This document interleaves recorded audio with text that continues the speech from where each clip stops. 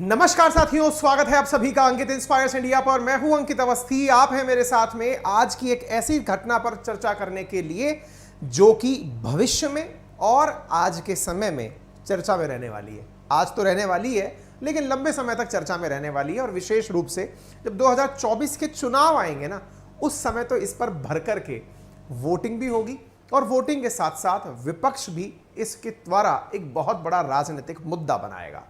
कौन सा राजनीतिक मुद्दा बनेगा जिसकी चर्चा आपको पता ही नहीं है, और जो बनने वाला है आज के सेशन में आपको पता चल जाएगा। अंत तक टिके रहिएगा। शुरू करते हैं सेशन को, लेकिन इससे पहले आप सबसे गुजारिश है कि जल्दी से सेशन को अपने सभी साथियों के साथ शेयर कर दीजिए, क्योंकि मैं आपको 2024 के इलेक्शन का मुद्दा बताने जा रहा हूं। पार्टीज ने भी डिस्क्लोज नहीं किया है, मैं डिस्क्लोज करने जा रहा हूं। आप तैयार हो जाइए, चलिए शुरू करते हैं साथियों। आज की सुर्खी यह है कि सुप्रीम कोर्ट के द्वारा ईडब्ल्यूएस यानी इकोनॉमिकली वीकर सेक्शन, जिसमें कि सामान्य वर्ग के लिए यूज किया गया वो आरक्षण जो आर्थिक आधार पर दिया जा रहा था, उसे जारी रखा है, कंटिन्यू रखा है। यानी कि आर्थिक रूप से कमजोर जो सवर्ण लोग हैं उन्हें आरक्षण 10% का लाभ मिलता रहेगा। सुप्रीम कोर्ट ने इस फैसले को 3:2 से, यानी कि 5 जजेस की बेंच थी, इसमें से 3 जज समर्थन में थे आरक्षण के, और 2% यानी 2 जज, यानी कि 3-2 में से जो 2 बचे रह गए वो इसके खिलाफ थे। आधार 3 का था, यानी कि बहुमत का था, इसलिए आरक्षण जारी रहेगा। 5 जजेस की बेंच का फैसला है। अगर इसे अब पलटना हो, यानी इसको अगर चैलेंज करना हो, तो इससे बड़ी संवैधानिक पीठ में जाना होगा, यानी कि 7 जजेस, 9 जजेस, 11 जजेस, 13 जजेस, ऑड नंबर्स वाली जजेस बेंच में आपको अपील करनी होगी। फिलहाल के लिए अगर हम इस फैसले को मानते हैं और जो चलने वाला है, अर्थात सवर्ण के लिए 10% आरक्षण की राह ओपन हो चुकी है। जिनको कुछ नहीं पता है आरक्षण कब आया, कैसे हुआ, सारी चीजें जो हैं वो आज के सेशन में चर्चा की जाएंगी। चलिए शुरू करते हैं। किसने क्या कहा वो आपको बताते हैं, लेकिन इससे पहले सुप्रीम कोर्ट आफ्टर ऑल ये मामला गया क्यों था, इस पर बात कर लेते हैं।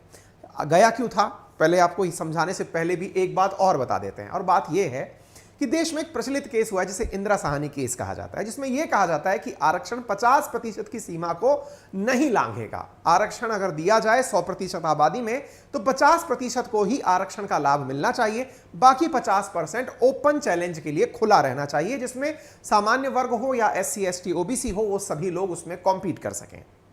चूंकि 10% का आरक्षण 50 से ऊपर यानी कि 60% तक आरक्षण की सीमा को पहुंचाता है, अर्थात ये सीधा सीधा इंदिरा साहनी केस के द्वारा जो निर्धारित की गई सीमा थी उसे लांघता है।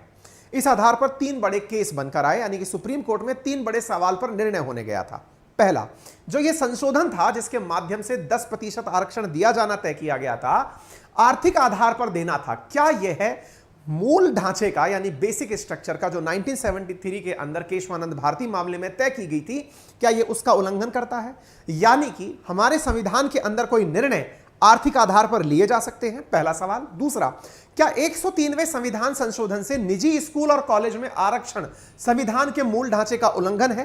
क्योंकि सामान्यतया सरकार का प्रभाव केवल सरकारी संस्थाओं और सरकारी नौकरियों में माना जाता है, लेकिन निजी स्कूल और कॉलेज को अगर आप दायरे में लाते हो तो क्या यह अगेन बेसिक स्ट्रक्चर का उल्लंघन नहीं है?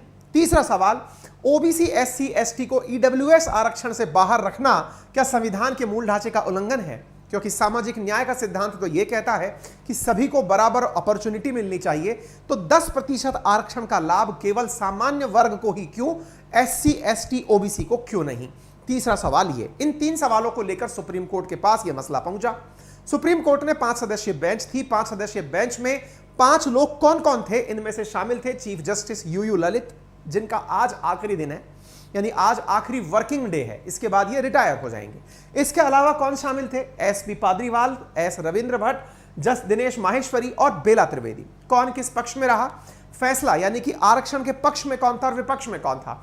आरक्षण के अगेंस्ट थे chief justice UU Lalit, justice Ravindra Bhatt, और आरक्षण के पक्ष में थे पारदीवाला, त्रिवेदी और दिनेश माहेश्वरी। ये 3 पक्ष में थे, और ये 2 लोग विरोध में थे। इस आधार पर, बहुमत के आधार पर, आप ये समझिए कि चीफ जस्टिस का वोट एक ही काउंट होता है, 2 काउंट नहीं होता है। ये मत मानिएगा चीफ जस्टिस खुद शामिल थे तो वोट बिगड़ जाना चाहिए था, ऐसा कुछ नहीं होगा, ठीक है। आरक्षण के अंदर 5 जजों की बेंच ने फैसला लिया, और 5 जजों की बेंच का फैसला मैंने आपके सामने रख दिया। किस किस ने क्या क्या कहा? भट्ट साहब ने कहा कि मैं सॉरी, यूयू ललित साहब ने कहा कि मैं भट्ट साहब की बात से सहमत हूं। भट्ट साहब ने क्या कहा? भट्ट साहब ने कहा क्योंकि मैं आरक्षण के समर्थन में नहीं हूं, यह भट्ट साहब का कहना था। क्यों नहीं थे? तो इन्होंने कहा कि संविधान सामाजिक न्याय के छेड़छाड़ की अनुमति नहीं देता है। सामाजिक न्याय क्या है? सामाजिक न्याय का अर्थ यह है कि समाज के विभिन्न वर्गों को आप विभेदित नहीं कर सकते। अगर समाज के विभिन्न वर्गों की बात करते हैं तो कहने का अर्थ इनका निकल कर आता है कि अगर आप आर्थिक आधार पर रिजर्वेशन देने निकलते हैं तो केवल जनरल कैटेगरी को ही क्यों निकलते हैं? आपको आरक्षण SC, ST, OBC को भी आर्थिक आधार पर देना चाहिए। यह इनका मत था। किसका? रविंद्र भट्ट का। अर्थात वर्तमान व्यवस्था के विरुद्ध था, क्योंकि वर्तमान व्यवस्था 10% आरक्षण सामान्य वर्ग को देती है। बाकी बचे 3 लोग क्या कहते हैं? बाकी बचे 3 लोग दिनेश माहेश्वरी, बेला त्रिवेदी और पारदीवाला। दिनेश माहेश्वरी कहते हैं कि केवल आर्थिक आधार पर दिया जाने वाला आरक्षण संविधान के मूल ढांचे और समानता के अधिकार का उल्लंघन नहीं करता है। आरक्षण की 50% की सीमा का आधार EWS आरक्षण मूल ढांचे का उल्लंघन नहीं है, क्योंकि 50% आरक्षण की सीमा अपरिवर्तनीय नहीं है। यानी कि किसी ने अगर 50% का कोई कोटा निकाला था पहले, जो कि इंदिरा साहनी केस में निकला था, उसमें किसी ने यह नहीं कहा था कि यह चेंज नहीं हो सकता। इंदिरा साहनी का निर्णय बेसिक स्ट्रक्चर नहीं था। नंबर दूसरा, जस्टिस बेला त्रिवेदी कहती हैं कि जस्टिस दिनेश माहेश्वरी से मैं सहमत हूं और यह मानती हूं कि मूल ढांचे का उल्लंघन नहीं है और न ही किसी तरह का पक्षपात है। यह आर्थिक रूप से कमजोर तबके को मदद पहुंचाने के तौर पर ही देखना चाहिए, इसे अनुचित नहीं कहा जा सकता। और पारदीवाला ने कहा कि माहेश्वरी और जस्टिस बेला त्रिवेदी से सहमत होते हुए मैं यहां कहना चाहता हूं कि आरक्षण की अंत नहीं है, इसे अनंत काल तक जारी नहीं रहना चाहिए, वरना यह निजी स्वार्थ में तब्दील हो जाएगा। आरक्षण सामाजिक और आर्थिक असमानता खत्म करने के लिए है। यह अभियान 7 दशक पहले शुरू हुआ था। डेवलपमेंट और एजुकेशन ने इसे खाई का काम कम किया है। ये जो लाइन इन्होंने बोली, इससे एक मूल भाव प्रकट होता है, जिसे आप लोग यदि किसी एकेडमिक परीक्षा की तैयारी में हैं तो एक सवाल के रूप में तैयार कर सकते हैं, क्योंकि यहां पर जो स्टेटमेंट दिया गया है वो स्टेटमेंट है कि यहां दिया जाने वाला आरक्षण असल में यह अनंत काल तक जारी नहीं रहना चाहिए।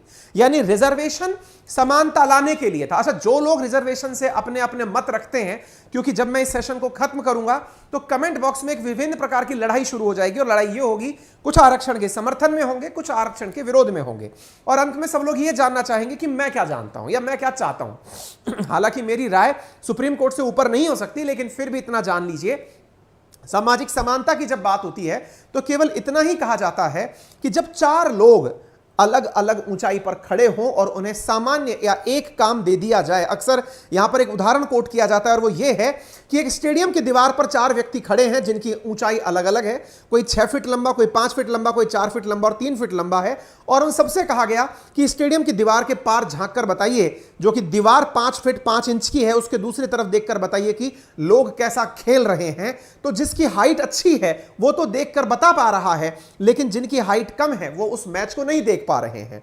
ऐसी स्थिति में यदि सरकार जिनकी हाइट कम है उनके नीचे आवश्यकता अनुसार ऊंचाई के कुछ पिलर्स लगा दे, ताकि जो नीचे खड़े हुए लोग हैं वो भी उस स्तर पर आ जाएं जहां से मैच एक समान देखा जा सके, तब जाकर के आरक्षण की व्याख्या निकलती है। अर्थात आरक्षण एक प्रकार से उन लोगों का अपलिफ्टमेंट है जो एक स्तर पर लाने का कार्य करता है। यानी कि अगर सामान्य वर्ग ऑलरेडी इस स्थिति में है समाज के कि वो बहुत कुछ करने में सक्षम है, तो बाकी जो बच गए SC, ST, OBC, उन्हें भी उस स्तर तक लेकर आया जाए ताकि वो भी उस कंपटीशन में बराबर पार्टिसिपेट कर सकें।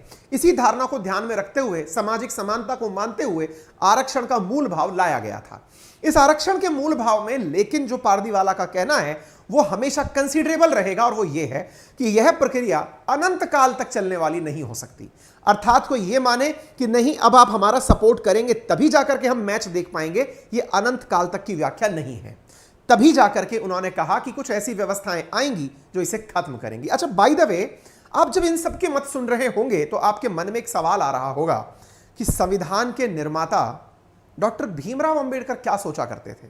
निश्चित ही यह मत बहुत बड़ा है, इसीलिए मैं आपके लिए एक चीज खोज कर लाया हूं, और वो खोजकर यह है कि अंबेडकर साहब ने एक बार लाहौर अधिवेशन में, एक लाहौर के अंदर मीटिंग हो रही थी, वहां पर अपना मत व्यक्त करने के लिए एक पत्र लिखा था जो कभी छप नहीं सका। उस पत्र का नाम था एनिहिलेशन ऑफ कास्ट, यानी कि जात पाती व्यवस्था खत्म हो जानी चाहिए, इस नाम से एक लेटर लिखा था इन्होंने, एक स्पीच लिखा था, speech prepared by doctor Bhimrao Ambedkar. एक जात पात तोलक मंडल ऑफ लाहौर था जिसमें ये अपना स्पीच देने जा रहे थे, लेकिन इन्हें स्पीच देने नहीं दिया गया, इनका स्पीच प्रिपेयर ही रह गया, ये स्पीच दे नहीं पाए। जाति पाति की व्यवस्था पर ये कुछ भाषण देने वाले थे, लेकिन यही काम आपके लिए कर रहा है कुकू एफएम, जिन्होंने इस पूरी पुस्तक को आपके लिए ऑडियो बुक में उपलब्ध कराया है। ऑडियो बुक से मतलब है कि इस बुक में जो लिखा था वो अब आपके पास एक किताब के रूप में उपलब्ध है, जिसे आप कान में ईयरफोन लगाकर सुन सकते हैं, मोबाइल में स्पीकर चलाकर सुन सकते हैं। पढ़ना नहीं है, किताब में लिखी हुई सारी बातें आपको 7 भाषाओं में उपलब्ध हैं। आपको जो मोड समझ में आए उसे ऑन करें और आप उस किताब को सुन लें। कुकू एफएम पर केवल यही किताब नहीं, 10,000 से ज्यादा किताबें उपलब्ध हैं, जिन्हें आप बहुत ही नॉमिनल रेट में, कितने रुपए में, 399 रुपीज में सुन सकते हैं 1 साल के लिए। रुकिए जरा, यदि आप मेरा रेफरल कोड अंकित 50 लगाते हैं तो आप यहां पर 199 रुपीज में 10,000 किताबें अनलिमिटेड टाइम सुन सकते हैं, उन्हें डाउनलोड कर सकते हैं, उनके ऊपर नोट्स बना सकते हैं, उसमें कोई भी चीज मेंशन करनी हो, हाईलाइट करनी हो, आप उसे कर सकते हैं। तो एनिलिशन ऑफ कास्ट नामक की पुस्तक आज ही जाकर सुनिएगा। मैंने लिंक कमेंट बॉक्स में दिया हुआ है, डिस्क्रिप्शन में दिया हुआ है, सेशन के एंड में भी मैं आपको इस बारे में याद दिलाऊंगा, क्योंकि अंबेडकर साहब का विचार भी आपको पता होना चाहिए। केवल यही किताब नहीं, बहुत सारी मोटिवेशनल, बिजनेस ओरिएंटेड, है ना, रोमांस, कहानी, बहुत सारी चीजें किताबें आपकी, इवन कुछ सब्जेक्ट की बुक्स भी, हिस्ट्री जो कि आपके यूपीएससी का बड़ा पार्ट हो सकती है, वो भी चीजें आपको यहां पर उपलब्ध कराई जा रही हैं, आप उसे देख सकते हैं। इतना ही नहीं, आप अपने प्रॉपर तरीके के यहां नोट्स बना सकते हैं, प्रॉपर तरीके से आप नाइट मोड का उपयोग कर सकते हैं, ड्राइव करते हुए आप सब कुछ सुन सकते हैं। ये सारे फीचर्स आपको पहले 250 लिसनर्स के लिए मात्र 199 रुपीज में कुकू एफएम पर उपलब्ध कराए जा रहे हैं। चलिए बढ़ते हैं आगे और आपको विस्तार से एक जानकारी देते हैं। और वो जानकारी क्या है? सवाल आपसे पूछा जाएगा कि आफ्टर ऑल ये ईडब्ल्यूएस आरक्षण है क्या। अब इसके बारे में विस्तार से जान लेते हैं। हमने अभी तक सबके मत जाने, सुप्रीम कोर्ट में क्या बहस हुई हमने ये जानी, लेकिन अगर कोई विद्यार्थी या कोई लिसनर फर्स्ट टाइम इस बात को सुन रहा है तो उन्हें शून्य से शुरुआत करने की जरूरत है। आइए हम थोड़ा सा आपको बताते हैं।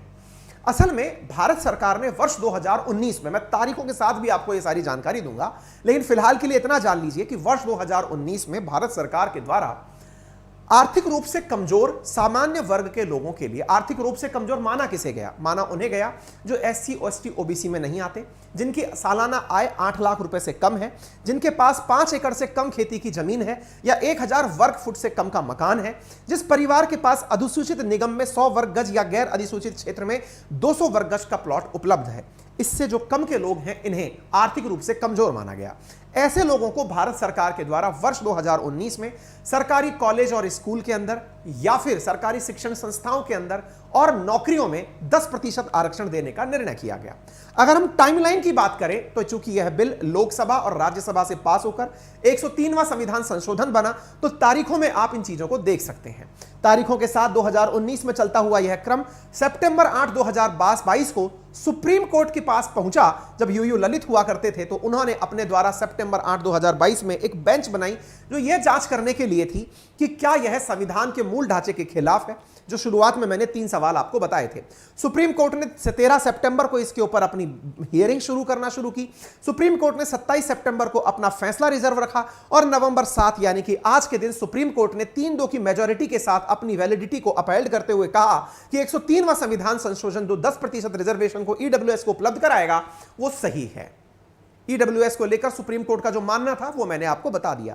तारीखों के साथ अगर मैं जानकारी रखूं तो जनवरी 9, 2019 की यह खबर जो आपके सामने है। अब इसके पीछे का जो बैकग्राउंड है कि लोकसभा और राज्यसभा में कौन किस पक्ष में था, अगर हम इस बारे में चर्चा करें तो साथियों 8 जनवरी 2019 को लोकसभा में इस बिल के पक्ष में 327 और विपक्ष में केवल 3 मत डाले गए थे। कई सांसद वोटिंग में शामिल नहीं हुए थे, यानी कि कोई भी पार्टी इसके खिलाफ नहीं थी। बहुत ही छोटे लेवल पर अगर हम बात करें तो डीएमके, लेफ्ट पार्टी और आरजेडी जैसे दल इसका विरोध कर रहे थे। आप देख सकते हैं केवल 3 मत। यह सब वोट बैंक की कहानी है कि जो इस केस में अगर वोट नहीं दे रहा, इसका मतलब सीधा सीधा उनके बारे में यह कहा जा सकता है कि यह ईडब्ल्यूएस को आरक्षण दिलाने के विरोध में है। इससे उनका चुनावी गणित बिगड़ जाता है, जो जाति पाति के आधार पर वोट लेने जाते हैं। इसलिए उन्होंने वोटिंग में ही शामिल ना होने का निर्णय लिया। इसके बाद में राज्यसभा की बारी। राज्यसभा जहां 245 सांसद, वहां पर 165 सांसदों ने ही इसके पक्ष में वोट दिया। इसके अलावा जो 7 सांसद थे उन्होंने केवल विरोध में वोट दिया। बाकी कहां गए? अपने आप को गायब रखा।